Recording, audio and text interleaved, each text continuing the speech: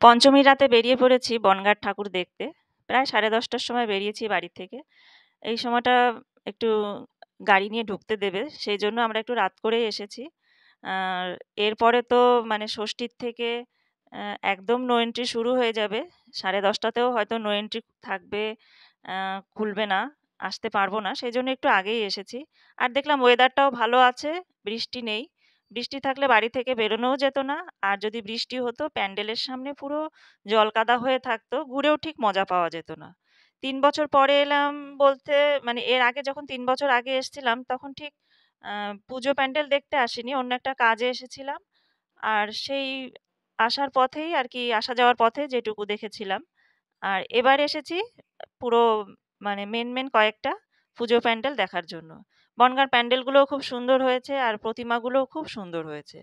তবে হ্যাঁ, পঞ্চমী তো অনেক জায়গার কোনো প্যান্ডেলের দেখলাম কিছু কাজ ইনকমপ্লিট আছে। তো হয়ে যাবে, কমপ্লিট হয়ে যাবে, কোনো অসুবিধা নেই। খুব সুন্দর প্যান্ডেল করেছে, খুব ভালো লাগলো দেখতে। বনগাঁয় তো প্রতিবারই খুব ভালো প্যান্ডেল করে। তো এবার একটু কর্তামশাইকে পাকড়াও করে নিয়ে এসেছি। আসল কথা মানে ষষ্ঠী, সপ্তমী, অষ্টমী সন্ধ্যার থেকে নো এন্ট্রি হয়ে যায়। আর ওই সময় না হেঁটে ঠাকুর দেখা আমার পক্ষে সম্ভব না। তো এইজন্য কর্তামশাইকে বলে বেরিয়ে পড়েছি, যাতে একটু আম হাঁটতে কম হয়। তো এই সময় তো একটু গাড়ি নিয়ে ঢুকতে দেয়। সেইজন্য আমরা গাড়ি নিয়েই বেরিয়ে পড়েছি। আর যেহেতু প্যান্ডেলের সামনে নামতে পারছি, তো হাঁটতে কম হচ্ছে। আগের মতন আর হাঁটতে পারি না। এতটা মানে নো আ আমাদের বনগাঁয় ঢোকার আগে যেখানে নো এন্ট্রি করে দেয়, সেখান থেকে হেঁটে মূল জায়গায় পৌঁছাতেই পা ব্যথা হয়ে যায়। তো প্যান্ডেল কি দেখব? তো এই হচ্ছে মানে অবস্থা, কি আর বলব? তো দেখলাম আমার মতন পাবলিক এরকম প্রচুর আছে, যারা ওই গাড়ি নিয়ে মানে বাইক নিয়ে, টোটো, অটো বা ফোর হুইলার নিয়ে সবাই এসছে। মোটামুটি এই সময়টা একটু ভিড় কম থাকে।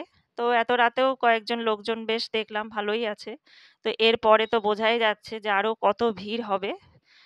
আর ভিড়ের সময় ঠাকুর বা প্যান্ডেল ভালোভাবে দেখাও যায় না। ওই প্যান্ডেলে যারা থাকে সবসময় তো হুইসেল বাজাতেই থাকে। আর লাইন দিয়ে ঢোকো, প্রচন্ড ভিড় হয়। তো এই মুহূর্তে যে ঘুরে গেলাম বেশ ভালো লাগলো।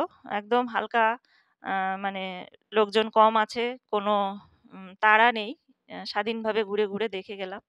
আর প্রতিটা প্যান্ডেলের, প্রতিটা না, বেশ কয়েকটা প্যান্ডেলের আশেপাশে বেশ মেলা বসেছে।